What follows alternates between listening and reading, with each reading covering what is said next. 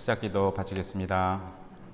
성부와 성자와 성령의 이름으로 말씀으로 하늘과 땅을 창조하시고 온 우리의 얼굴을 성령으로 새롭게 하시는 아버지 하느님 찬미 받으소서. 거룩한 독서를 시작하는 저희 마음을 당신의 성령으로 비추시어 성령의 숨결이 가득 서린 성경 말씀 안에서 생명과 빛을 발견하고 당신의 사랑을 온 마음으로 느끼게 하소서. 당신의 말씀은 살아있고 힘이 있사오니 저희를 새 사람으로 바꾸어 주시고 완전한 사람으로 키워 주시리라 믿사옵니다. 아버지와 하나 되는 기쁨에 저희를 초대하시고자 아버지의 참모습을 보여주시고 아버지의 뜻을 가르쳐 주신 우리 주 예수 그리스도를 통하여 비나이다. 아멘. 성부와 성자와 성령의 이름으로 아멘. 네, 한 주간 동안 안녕하셨어요? 일주일 만에 다시 또 이렇게 묵상하시고 또 다시 모이시려니까 좀 바쁘셨죠? 저는 오죽했겠어요. 네. 어쨌든 오늘 시편 말씀 시작하겠습니다. 강의록 보시면 히브리어 성경에서 시편집의 제목은 찬양가들, 그러니까 여기 찬양가, 노래란 뜻이에요. 터힐림 또는 찬양가들의 책, 세페르 터힐림으로 되어 있습니다. 그런데 찬양가들의 책인 시편에 왜 그렇게 많은 탄원이 들어있을까요? 한마디로 시편집이 주님께 피신하는 가난한 이들의 기도이기 때문입니다. 이거는 안소근 수녀님의 그 정의인데요. 이 정의가 참 마음에 들어요. 주님께 피신하는 가난한 이들의 기도. 그래서 시편 번호를 보시면 우리가 항상 화답송에 보면은 번호가 두 개가 나오죠. 그 괄호 치고 또 번호가 주로 50 해놓고 가로 치고 51 이렇게 나오고 그러는데 히브리어 성경의 시편 번호와 그리스어 번역본의 시편 번호가 다르기 때문입니다. 근데 그리스어 번역본은 왜 무시할 수가 없냐면 신약 성경이 인용을 할 때 그리스어 번역본을 많이 인용하고 있기 때문이에요. 자, 그리고 시편의 저자를 보면 다윗의 이름이 73번 나오고 또 모세, 솔로몬, 아삽, 코라의 후손들, 여두툰 등의 이름이 언급되는데 다윗은 가장 훌륭한 임금이었고 메시아의 예형으로 여겨졌기 때문에 많은 시편이 그의 저작으로 표기되어 있지만 역사적 사실과는 거리가 있습니다. 이거는 모세오경을 모세가 썼다는 거랑 비슷한 건데요. 시편을 다윗이 썼다 그렇게 생각을 했지만 사실은 시편에 나와 있는 여러 표현들이 예를 들면 유배 시기에 어떤 것들을 반영하고 있기도 하고 그래서 다윗 시대보다 후대의 것들이 있는 경우도 있고 그래서 이 시편을 여러 사람이 썼는데 그 쓰면서 이것을 다윗의 심정에 투영해서 이렇게 그렇게 쓰면서 이거는 그러니까 이 다윗 개인의 느낌이 아니라 그 다윗이 어려운 시기에 가령 뭐 이런 노래를 부른 걸로 되어 있다. 그러면 우리도 그거를 똑같이 이렇게 느낀다는 거죠. 보편적인 정서라고 할 수가 있는데 그런데 시편의 다윗은 영광스러운 정복자이기에 앞서 박해받고 고통받는 기도자로 제시되는데 그리스도교적 시편 해석에서 고통받는 메시아상은 예수 그리스도에게 적용이 되고 그래서 이 시편이 예수님께 적용되는 그 신약 성경이 그렇게 인용을 하고 있는 경우가 굉장히 많이 있습니다. 또 유다교에서는 이스라엘 백성 전체를 다윗과 동일시하는 집단적 해석으로 이어집니다. 시편을 구분하면은 찬양 시편, 탄원 시편, 감사 시편, 교훈 시편, 지혜 시편으로 구분할 수 있고 또 한편으로는 5권으로 41장까지 72장, 89장, 106편, 150편 이렇게 5권으로 나눌 수 있는데 이것은 이제 모세오경이 5권으로 되어 있는 것과 이렇게 좀 연관이 있을 수 있겠습니다. 그래서 시편 일단 이렇게 뭐를 해야 되나 하고 고민을 하다가 22편하고 23편하고 두 시편을 이렇게 골랐는데요. 한번 22편의 2절부터 11절까지 같이 읽어보실게요. 저의 하느님, 저의 하느님, 어찌하여 저를 버리셨습니까? 소리쳐 부르건만 구원은 멀리 있습니다. 저의 하느님, 온종일 외치건만 당신께서 응답하지 않으시니 저는 밤에도 잠자코 있을 수 없습니다. 그러나 당신은 거룩하신 분, 이스라엘의 찬양 위에 좌정하신 분, 저희 선조들은 당신을 신뢰하였습니다.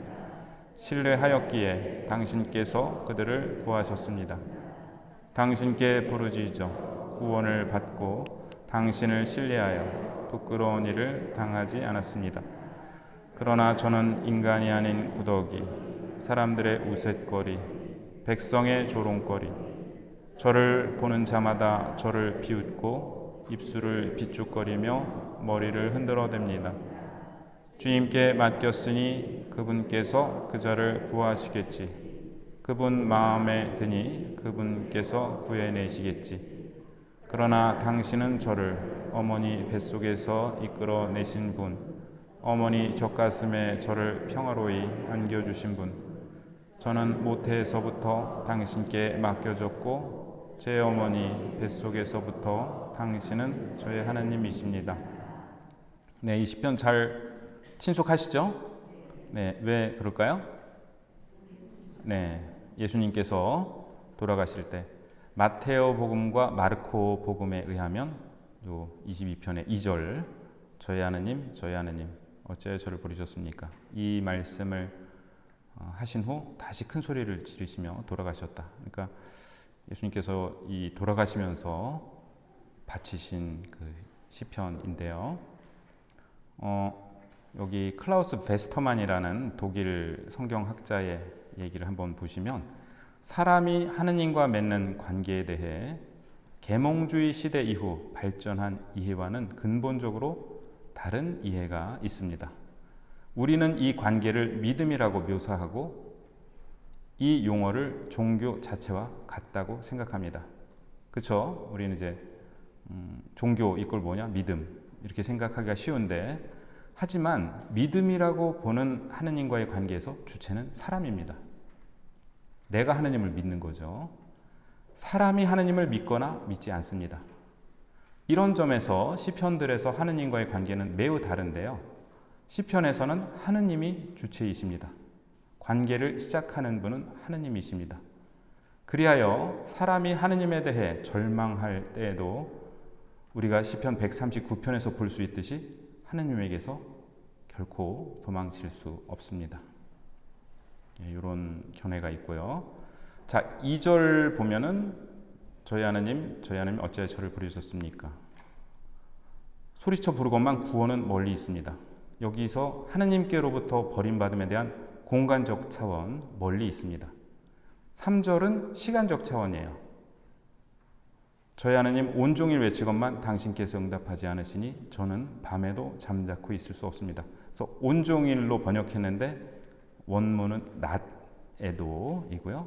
낮에도 밤에도 외치고 잠자코 있을 수가 없습니다. 그래서 공간적으로도 하느님은 멀리 계시고 시간적으로 낮에도 밤에도 외쳐도 하느님께서 응답하지 않으시는, 그래서 이를 통해 인간 경험의 전체성이 표현되고 있습니다. 어찌하여 라는 단어를 보시면 하느님께서 당신의 충실한 이들을 버리지 않으신다는 확신은 구약 성경에 깊이 뿌리 박혀 있습니다. 그러므로 어찌하여, 왜? 라는 질문은 하느님을 향한 항의입니다. 요건 제가 지금 각주를 못 따랐는데 그 바르비에로라는 이탈리아 성경학자 신부님이신데요. 이분의 글에 보면은 하느님을 향한 고발이다라는 단어도 있는데 그 문장은 뺐어요, 제가. 이스라엘의 찬양 위에 좌정하신 분, 4절 보시면, 자, 이외의 다른 성경 본문들에서 흔히 사용되는 표현은 케루빔 위에 좌정하신 분. 케루빔은 성전 안에 있던 상들로서 하느님의 옥좌를 상징하는 것이었습니다. 그 케루빔이라는 상이 있고 그 상 위에 하느님께서 좌정하신다 이렇게 얘기를 했는데, 하느님의 상을 만들 수 있었을까요? 없었을까요? 없었죠. 그 십계명에서. 그러니까 케루빔만 있고 그 위에는 비어 있는 거예요. 근데 그 위에 하느님께서 앉아 계시다, 좌정하신다라고 이렇게 믿어왔는데, 그런데 여기에서는 하느님께서 오히려 이스라엘이 하느님을 찬양하는 곳, 자신의 삶 안에서 체험한 구원에 대해 감사하는 바로 그곳에 머무시고 임금으로 좌정하신다고 말하고 있습니다. 그러니까 그 전에 하느님의 자리였던 그 케루빔 위에가 아니라 이스라엘의 찬양. 근데 여기서 이스라엘은 오늘날 뭐 전쟁 일으키고 있는 그 이스라엘을 의미하는 게 아니죠. 하느님의 백성으로서 이스라엘. 그러니까 우리가 새로운 이스라엘이죠. 우리가 그 같이 그룹별로 모여서 서로 나눔을 하면서 이렇게 주님을 찬미할 때 그 위에 하느님이 좌정하고 계시다. 우리가 또 이렇게 미사를 봉헌할 때 우리가 봉헌하는 이 전례 위에 하느님이 좌정하고 계시다. 그런 측면에서 이스라엘의 찬양 위에 좌정하신 분이라는 표현을 우리가 이해하면 좋겠고요. 이제 7절에서 9절을 보시면 첫째 대목에서 하느님께 버림받음이 묘사되었다면 이제는 사회 속에서 기도자가 처한 상황이 묘사되고 있습니다. 주님은 멀리 계신데 주님이 아니라 원수들이 그와 가까이 있습니다. 그래서 머리를 흔들어댑니다 라는 말은 조롱의 표시입니다. 이 말씀은 예수님의 순환 때 이루어졌죠. 같이 읽어보실까요? 지나가는 자들이 머리를 흔들며 그분을 이렇게 모독하였다. 저런 성전을 허물고 사흘 안에 다시 짓겠다더니 십자가에서 내려와 너 자신이나 구해보아라. 네, 이 말씀은 시편에 보시면 주님께 맡겼으니 그분께서 그 자를 구하시겠지. 그분 마음에 드니 그분께서 구해내시겠지. 이건 완전히 조롱이에요. 비아냥거리는. 자, 이것은 시작 부분에 저희 하느님 어찌하여 이 말과 연결이 되는데, 그의 근본적인 확신, 하느님과의 일치, 그분에 대한 신뢰, 기도가 조롱거리가 되고 있습니다. 그가 도움을 받지 못한다는 사실이 하느님께서 나의 친구가 아니시며 나를 기꺼워하지 않으신다는 표징으로 해석됩니다. 읽기만 해도 슬프네요. 원수들의 의도는 기도자를 그의 하느님으로부터 떼어놓는 것입니다. 이것이 근본적인 유혹입니다. 예수님 십자가 위에 계실 때 그 예수님 광야에서 40일 동안 단식하셨을 때 악마가 찾아가고 여기서 뛰어내려 보라고 했던 그 유혹이 반복되죠. 십자가에서 내려와 보라고. 그래서 그의 하느님으로부터 떼어놓는 것이 근본적인 유혹입니다. 다음에 12절부터 22절 같이 읽어보실까요? 제게서 멀리 계시지 마소서. 환난이 다가오는데 도와줄 리 없습니다. 수많은 수소들이 저를 에워싸고 바산의 황소들이 저를 둘러싸 약탈하고 포효하는 사자처럼 저를 향하여 입을 벌립니다. 저는 물처럼 엎질러지고 제 뼈는 다 어그러졌으며 제 마음은 밀초같이 되어 속에서 녹아내립니다. 저의 힘은 옹기 조각처럼 마르고 저의 혀는 입속에 들러붙었습니다. 당신께서 저를 죽음의 흙에 앉히셨습니다. 개들이 저를 에워싸고 악당의 무리가 저를 둘러싸 제 손과 발을 묶었습니다. 제 뼈는 낱낱이 셀 수 있게 되었는데 그들은 저를 보며 좋아하라 합니다. 제 옷을 저희끼리 나누어 가지고 제 속옷을 놓고서는 제비를 뽑습니다. 그러나 야훼시여, 당신께서는 멀리 계시지 마소서. 저의 힘이시여, 어서 저를 도우소서. 저의 생명을 칼에서, 저의 목숨을 개들의 발에서 구하소서. 사자의 입에서, 들소들의 뿔에서 저를 살려내소서. 당신께서는 저에게 대답해 주셨습니다. 네, 이따 말씀드리겠습니다만은 갑자기 당신께서는 저에게 대답해 주셨습니다가 튀어나와가지고 이렇게 이게 좀 논쟁 거리입니다. 제게서 멀리 계시지 마소서. 구조적으로 이 12절은 처음에 2, 3절과 평행을 이루는데요. 하느님의 멀리 계심이라는 주제가 다시 등장합니다. 그러나 2, 3절에서는 탄식이었는데 여기선 청원으로 나갑니다. 2절에서는 멀리 있었던 것이 구원이었는데 이제는 주님 자신이 멀리 계십니다. 이 크레이기라는 또 분이 얘기를 하기를 치유나 죽음으로부터의 구원을 바라는 기도는 전혀 없고 기도는 하느님의 멀리 계심을 끝내달라는 요청으로 시작됩니다. 이거 누구 생각나지 않으세요? 욥 떠오르죠, 그죠? 예, 욥이 계속해서 청한 것이 당신의 얼굴을 보여달라고. 예, 사실은 지금 욥의 기도랑 좀 굉장히 비슷한 것 같아요. 작가는 더 이상 하느님이 아니라 원수들에게 둘러싸여 있습니다. 등장하는 맹수가 7마리인데 뭐 중복도 되지만 이는 맹수, 원수로 표상되는 악의 충만함을 상징합니다. 7마리를 얘기했지만 사실은 수 없는 악에 둘러싸여 있는 상황을 얘기를 하는 거고요. 황소를 보면은 힘과 권력의 상징이고 건강하고 부유하고 권세 있는 자들, 그래서 기도자와 정반대의 존재들입니다. 이 기도자는 이 시편을 지금 바치고 있는 사람이에요. 그다음 사자는 입을 크게 벌리고 찢어 죽일 준비가 되어 있습니다. 이 묘사는 법정에서의 다툼, 거짓 고발, 중상모략을 생각하게 합니다. 이들은 16절에 나오는 인간의 거대한 원수. 당신께서 저를 죽음의 흙에 앉히셨습니다. 여기 이 거대한 원수 곧 죽음의 서로 다른 측면들입니다. 여기서 죽음은 장수 끝에 맞이하게 되는 평화로운 죽음을 말하는 게 아니라 질병이나 폭력으로 인한 갑작스럽고 이른 죽음입니다. 구약 성경에서 인간의 죽음은 하느님으로부터 멀어짐과 동의어입니다.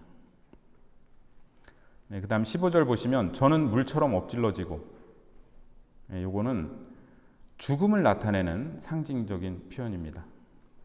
탄생이 응고되는 것, 그러니까 이렇게 모여서 굳어지는 것이라면 죽음은 녹는 것입니다. 같은 이미지가 밀초처럼 녹아내린 마음에도 적용됩니다. 태어날 때 짜맞추어졌던 뼈들이 이제 그 구성 요소들로 흩어집니다. 그리고 이제 개들이 나오는데 개들이 둘러싸면 좋겠네 막 이렇게 반려견들 막 꼬리치면서 그 개가 아니라 주로 이 들개들을 얘기하는 거예요. 야생 개들. 그래서 오늘날의 반려견과는 달리 고대의 개들은 일반적으로 홀로 나타나지 않고 무리를 지어 나타납니다. 시편 저자는 혈안이 된 개떼에게 쫓기는 짐승처럼 자신을 느낍니다. 제 손과 발을 묶었습니다. 뭐 두말할 나이도 없이 예수님 이제 돌아가실 때의 상황이 여기에 예고되고 있는데요.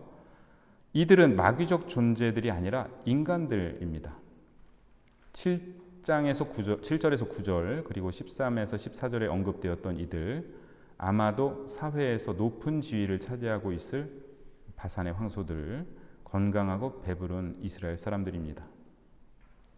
악당의 무리, 이들은 단순히 시편 저자의 개인적인 원수일 뿐만 아니라 하느님에 대해서는 실천적 무신론을, 그러니까 하느님이 없다고 생각하고 함부로 이렇게 그 힘에 의지해서 살아가는 사람들, 또 이웃에 대해서는 폭력을 행사하는 특징을 가진 자들입니다. 자, 제 뼈는 낱낱이 셀 수 있게 되었는데, 이것은 이제 그 뼈가 거의 바깥으로 보일 정도로 그렇게 수척해진 상황을 의미하고요. 제 옷을 저희끼리 나누어 가지고 제 속옷을 놓고서는 제비를 뽑습니다. 이것도 예수님 순환 때 그대로 이루어졌죠. 근데 옷이 아마도 시편 저자의 유일한 재산이었을 것입니다. 여기서 갑자기 그 생각이 나는데 십자가의 성요한, 우리 갈멜회의 성인이신 십자가의 성요한께서 그 수련장 시절에 그 어떤 수사를 혼낸 적이 있었는데, 이 수사가 나중에 원장이 됐어요. 그리고 안가품을 한 거예요. 그래서 십자가의 요한 성인께서 아프신데 간호수사도 붙여주지 않고, 그래서 거의 사경을 헤매고 계신데 혼자 이렇게 어려움을 겪고 계시다가 마지막에 그 원장 수사님한테 제가 이렇게 수사님께 청을 드릴 게 있는데 저에게 그 애긍으로 성모님의 이 수도복을 저에게 주시지 않겠습니까? 그러니까 그 입고 계신 수도복을 입고 이렇게 돌아가시게 해달라. 그러니까 이제 그때 이제 천이 귀하니까 이런 거를 재활용할 수 있었겠죠. 네. 근데 당신과 함께 묻어달라. 그러니까 이 수도복을 입고 묻히게 해달라는 청이었죠. 그래서 그 청을 드렸을 때 그 원장 수사가 깊이 뉘우쳤고, 그 다음에 십자가의 성령이 돌아가신 다음에는 그 원장 수사도 또 다른 성인이다라는 말을 들을 정도로, 그래서 그 십자가의 성령의 말에 깊이 뉘우쳤다고 합니다. 그러니까 성인의 마지막 청이 그거였어요. 이 수도복을 저에게 주시지 않겠습니까? 근데 아마 옷은 시편 저자의 유일한 재산이었을 텐데 제 옷을 저희끼리 나누어 가지고 속옷을 놓고서는 제비를 뽑습니다. 그러니까 예수님 돌아가실 때 예수님 갖고 계신 유일한 거였는데 다 벗기고 속옷은 제비 뽑고 그렇게 했었고, 몸이 살아있는 한 옷을 소유해야 합니다. 구경꾼들이 그의 옷을 벗기고 나누었다는 것은 이미 가망 없는 자로 여겼다는 뜻이었습니다. 그러나 야훼시여, 당신께서는 멀리 계시지 마소서. 저의 힘이시여, 어서 저를 도우소서. 지금까지는 이제 그 야훼라는 하느님 이름을 부르지 않았는데 처음으로 하느님을 야훼라고 부르고 있습니다. 그래서 저의 힘은 여태까지 힘센 존재로 나타난 황소, 사자와 대조를 이루는데요. 또 시편 20편에서 보듯이 임금의 힘은 병거나 군마에 있는 것이 아니라 야훼의 이름에 있습니다. 이거는 23편에 또 나오니까 그때 다시 말씀드릴게요. 자, 당신께서는 저에게 대답해 주셨습니다 하고 이제 22절이 끝이 나는데, 여기에 대해서 임승필 신부님은 두 가지 설명을 하시는데, 첫 번째는 주관적인 정서의 급변, 기도를 드리는 중에 하느님께서 응답하시리라는 확신을 얻게 되었다.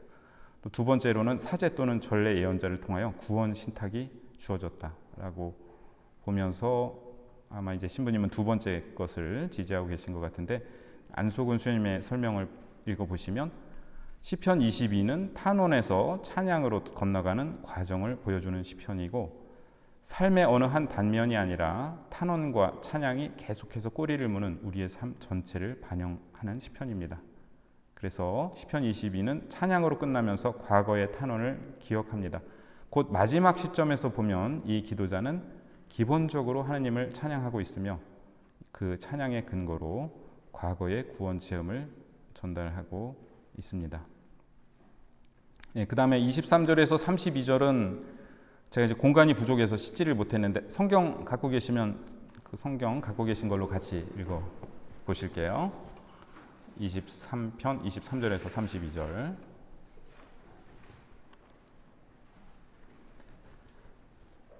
우선 23절은 히브리서 2장 12절에서 인용하고 있는 말씀인데요. 같이 읽어보실게요. 저는 당신 이름을 제 형제들에게 전하고 모임 한가운데서 당신을 찬양하오리다. 주님을 경외하는 이들아, 주님을 찬양하여라. 야곱의 모든 후손들아, 주님께 영광 드려라. 이스라엘의 모든 후손들아, 주님을 두려워하여라. 그분께서는 가련한 이의 가엾음을 업신여기지도 싫어하시지도 않으시고 그에게서 당신 얼굴을 감추지도 않으시며 그가 당신께 도움 청할 때 들어주신다. 큰 모임에서 드리는 나의 찬양도 그분에게서 오는 것이니 그분을 경외하는 이들 앞에서 나의 소원을 채우리라. 가난한 이들은 배불리 먹고 그분을 찾는 이들은 주님을 찬양하리라. 너희 마음 길이 살리라. 세상 끝이 모두 생각을 돌이켜 주님께 돌아오고 민족들의 모든 가문이 그분 앞에 경배하리니 주님께 왕권이 있고 민족들의 지배자이시기 때문이다. 세상의 모든 권세가들이 오직 그분께 경배하고 흙으로 내려가는 모든 이들이 그분 앞에 무릎을 꿇으리라. 내 영혼은 그분을 위하여 살고 후손은 그분을 섬기리라. 장차 올 세대에게 주님의 이야기가 전해져 그들은 태어날 백성에게 그분의 의로움을 알리리니 주님께서 이를 행하셨기 때문이다. 네, 알겠어요. 23절에서 29절까지의 주님은 굵은 글씨로 되어 있고 이거는 야훼인데요. 그 다음에 31절, 32절은 다시 주님으로 되어 있고, 근데 여러분 갖고 계신 이제 온라인에서는 굵은 글씨로 표시가 안 돼 있어서 그냥 다 주님으로 읽었습니다만은 그렇게 차이가 있습니다. 저자는 이스라엘 백성 안에서 자신을 적대하는 부유하고 강력한 자들과 자신의 형제인 가난한 이들을 구분합니다. 이러한 관점에서 원수들은 마귀도 아니고 병자의 환각도 아니며 페르시아 및 헬레니즘 시대 이스라엘 백성 내부에 실존했던 구체적인 사회 집단을 의미합니다. 네, 그래서 이제 하느님을 섬기지 말고 다른 그 우상을 섬기라고 얘기했던 그런 제국에 동조하는 그런 사람들이라고 볼 수 있겠습니다. 28절에서 30절은 찬미의 공간적 확장을 보여주고요. 이제 하나님께서 행하신 구원 업적에 대해 세상의 모든 민족이 감사하도록 초대받습니다. 이스라엘과 이방인을 하나로 묶어주는 요소는 가난이라는 주제입니다. 그러니까 시편의 그 정의에 대해서 주님께 피신하는 가난한 이들의 기도라고 말씀드렸죠. 이스라엘 백만 가난한 백성인 것이 아니라 죽음 앞에 무력한 모든 인간 역시 가난한 존재이기 때문입니다. 사실은 지금 이란 그리고 레바논에서 죽음의 그 목전에 있는 사람들이 다 가난한 사람들이죠. 돈이 얼마나 많고 적고가 중요한 게 아니라 지금 자신의 생명이 왔다 갔다 하는 이런 상황에서 전쟁이 우리 많은 사람들을 정말 가난하게 만들고 있습니다. 네, 30절 오직 그분께라는 단어인데 본래 그들은 먹는다인데 이 한 낱말인 이것을 둘로 나누면 오직 그분께가 됩니다. 좀 희한하죠. 그래서 먹다는 28절에 기억하다와 평행을 이룹니다. 기억함과 먹음은 유다교 감사 제사인 토다의 상호 보완적 요소이며 이는 그리스도의 성체성사로 이어집니다. 우리 예수님의 성체성사 제장하실 때 너희는 모두 이걸 받아 먹어라 라고 말씀하신 다음에 너희는 나를 기억하여 이를 행하여라 이렇게 말씀하셨죠. 예. 자, 그 다음에 이제 23편 같이 해보겠습니다. 야훼는 나의 목자 나는 아쉬울 것 없어라. 푸른 풀밭에 나를 쉬게 하시고 잔잔한 물가로 나를 이끄시어 내 영혼에 생기를 돋우어 주시고 바른 길로 나를 끌어주시니 당신의 이름 때문이어라. 제가 비록 어둠의 골짜기를 간다 하여도 재앙을 두려워하지 않으리니 당신께서 저와 함께 계시기 때문입니다. 당신의 막대와 지팡이가 저에게 위안을 줍니다. 당신께서 저의 원수들 앞에서 저에게 상을 차려주시고 제 머리에 향유를 발라주시니 저의 술잔도 가득합니다. 저의 한평생 모든 날에 호의와 사해만이 저를 따르리니 저는 일생토록 야훼의 집에 사오리다.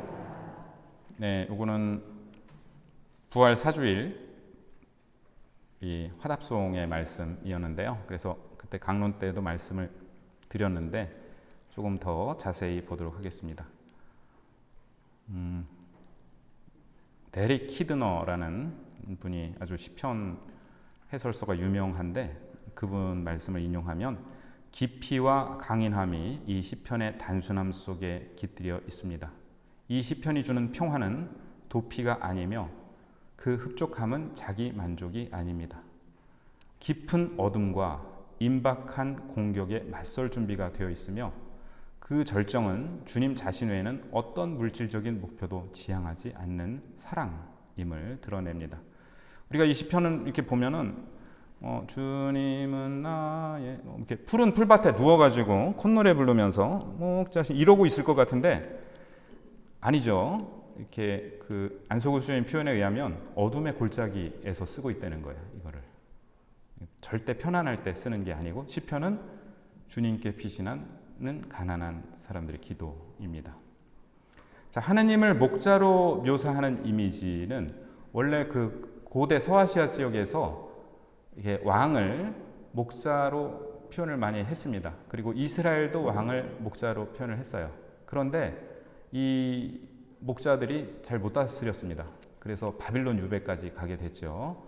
그래서 이 유배 시대에 하느님을 목자로 표현하기 시작합니다. 더 본격적으로. 그래서 이제 그 목자들을 내치고 특히 이제 에제키엘서 같은 경우에는 내가 직접 목자가 되어주겠다라는 말씀을 이렇게 하시는데요. 그래서 에제키엘은 세상의 목자들, 그 다윗 왕조의 임금들, 우리 열왕기 역대기 때 생각나시죠? 좋은 왕이 별로 없잖아요.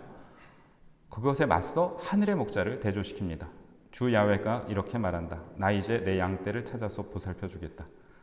자, 이러한 배경에서 야훼는 나의 목자라는 말씀은 일종의 신앙 고백입니다.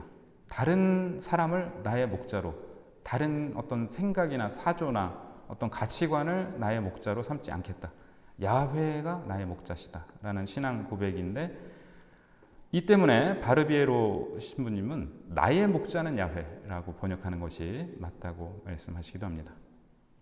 자, 아우구스티노 성인은 주님은 나의 목자라고 말할 때 우리 자신에게 의존할 어떤 근거도 없어지게 된다고 말씀하시고, 나의 목자는 주 예수 그리스도이시니 나는 아무런 부족함이 없을 것입니다 라고 말씀하십니다.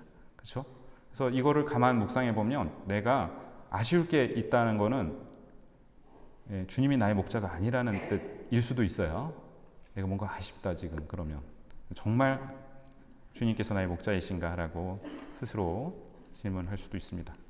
푸른 풀밭에 나를 쉬게 하시고, 최민순 신부님 번역은 파란 풀밭에 이 몸 누워주시고, 쉬게 하시고가 아니라 누워주시고인데 원문도 사실은 이제 눕게 하신다라는 뜻이 있고요.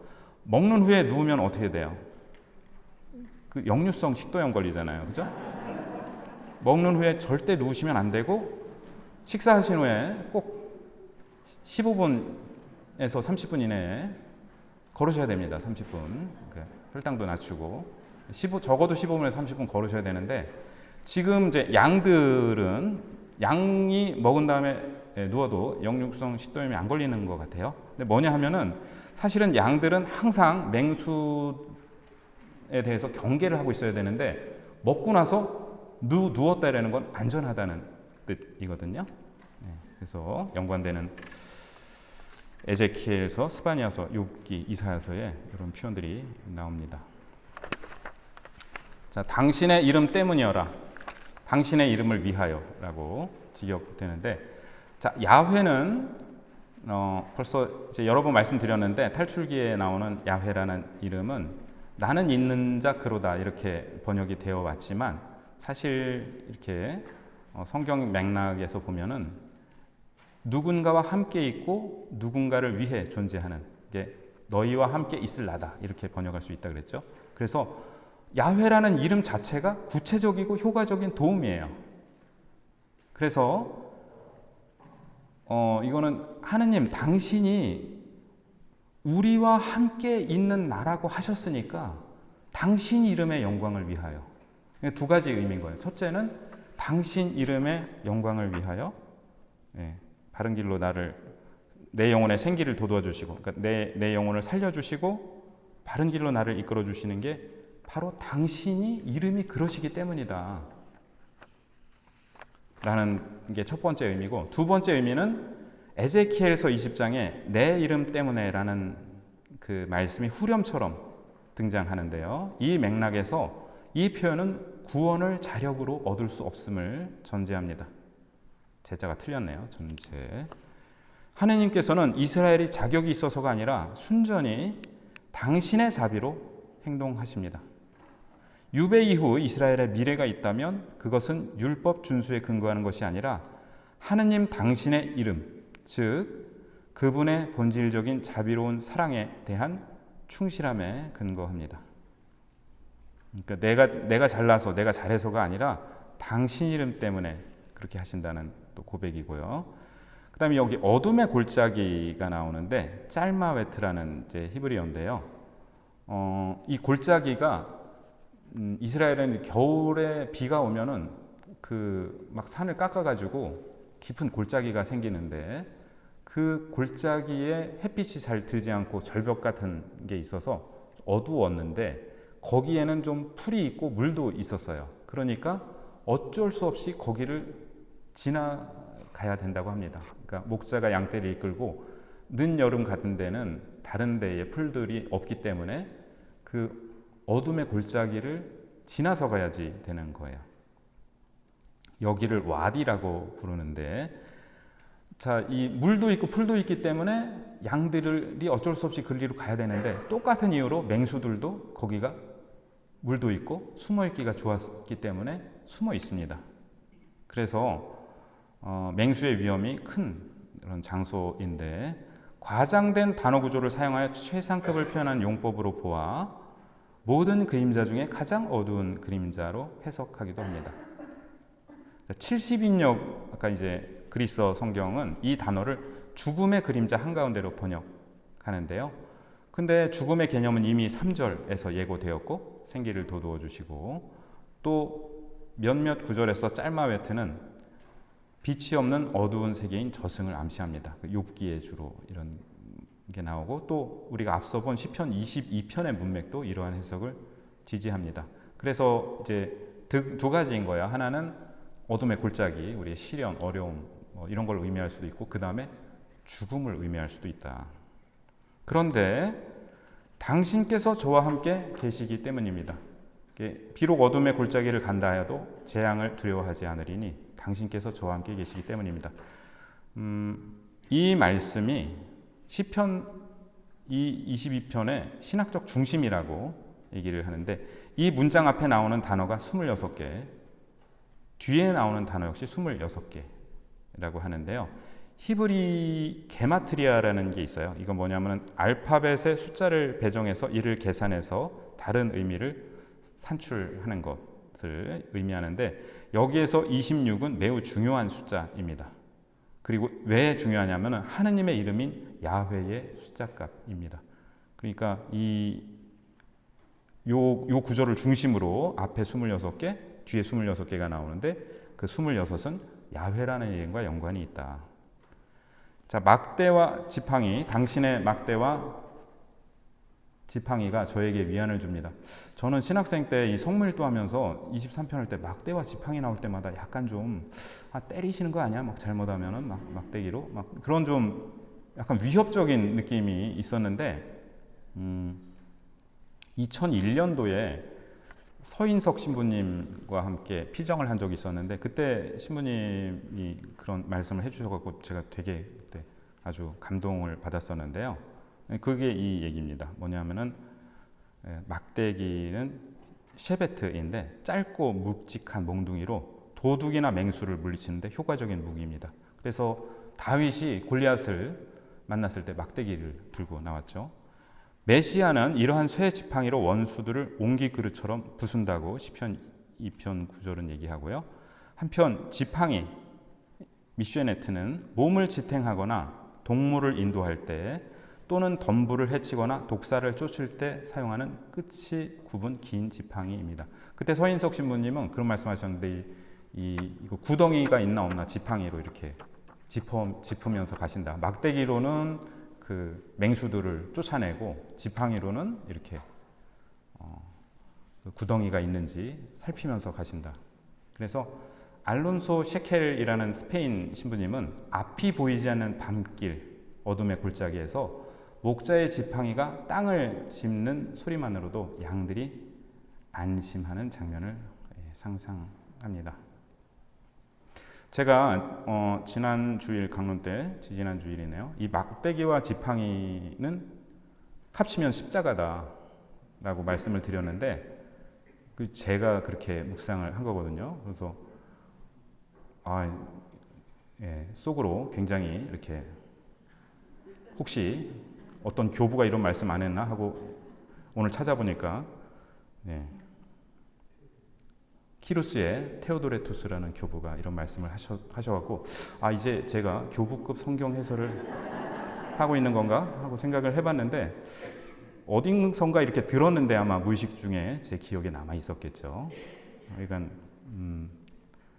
테오도레투스 교부의 말씀은 주님께서는 막대로는 나의 약함을 떠받쳐 주시고 지팡이로는 나를 바른 길로 인도하십니다.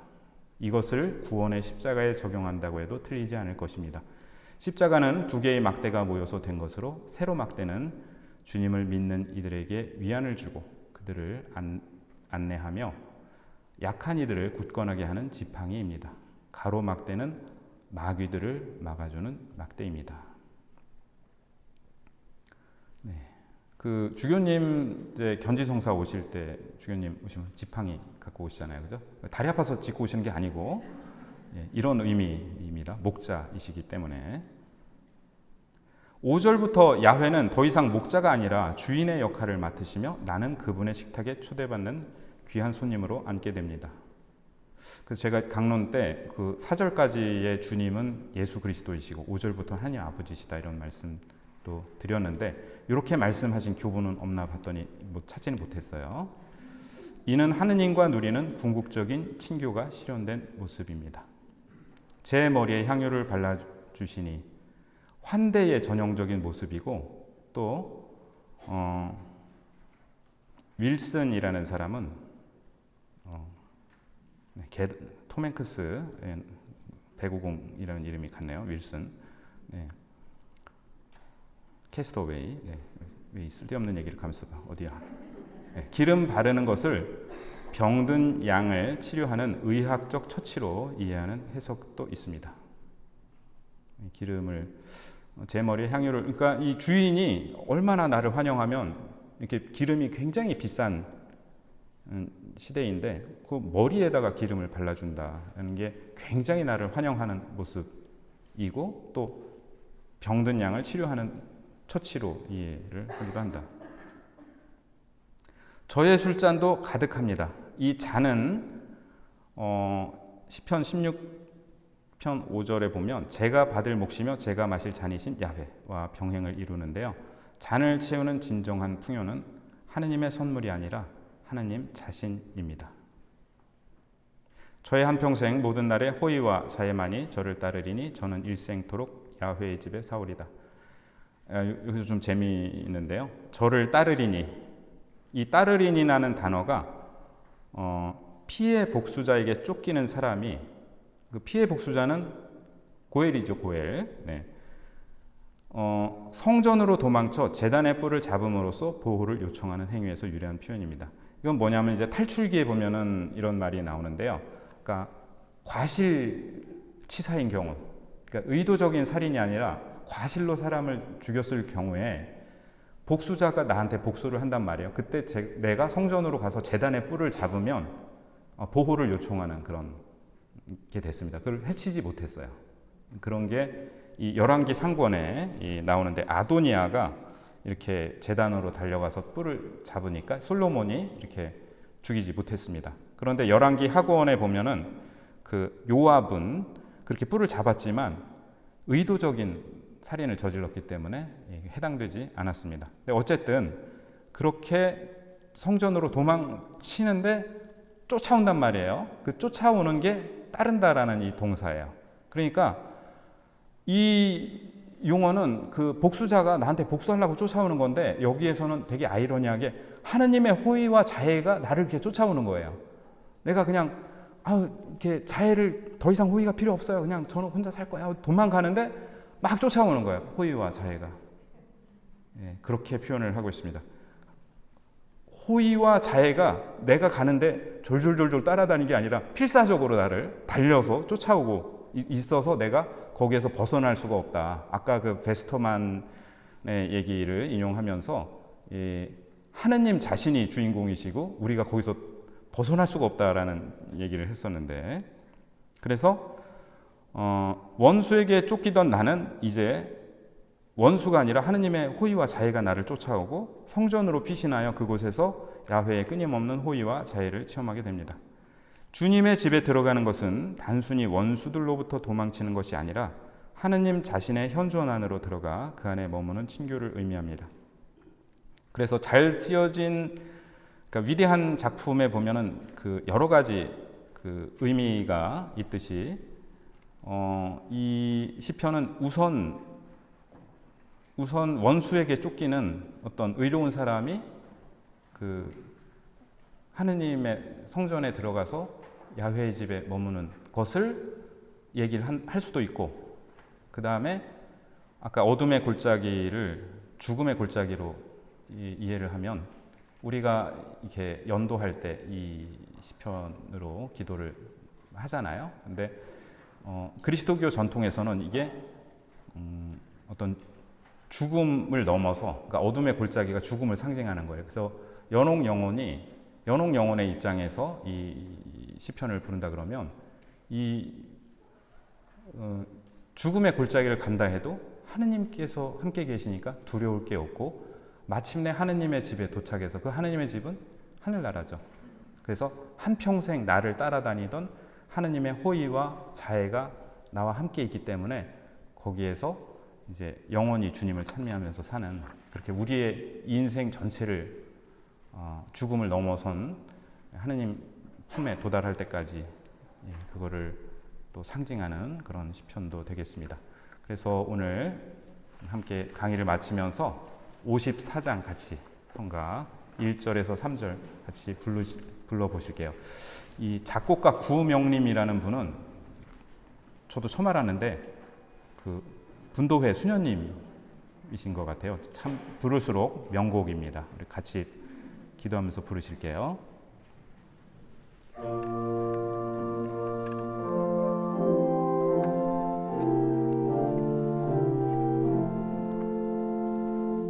주님은 나의 목자시니 나는 아무것도 아쉽지 않네.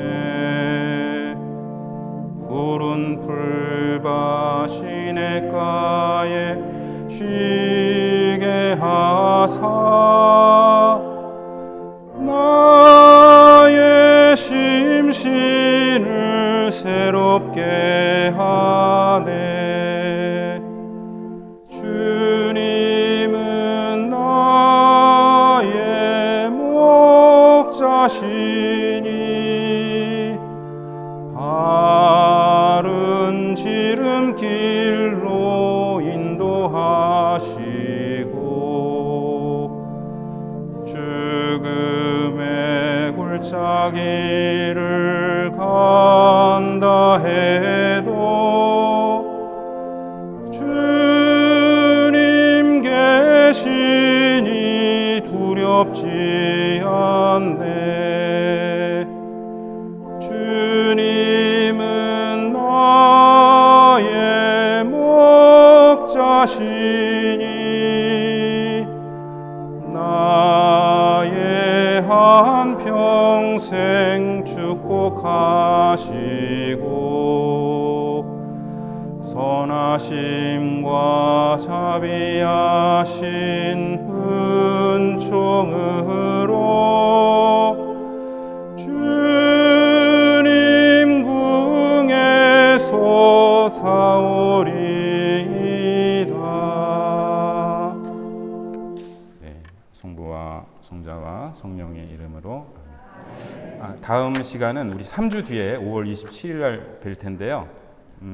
다음에는 시편 42, 50, 129. 그래서 50이랑 129는 우리 연도 때 많이 바치는 시편이고 42편은 제가 좋아해서 이렇게 3개 할 예정입니다. 네, 수고 많으셨습니다.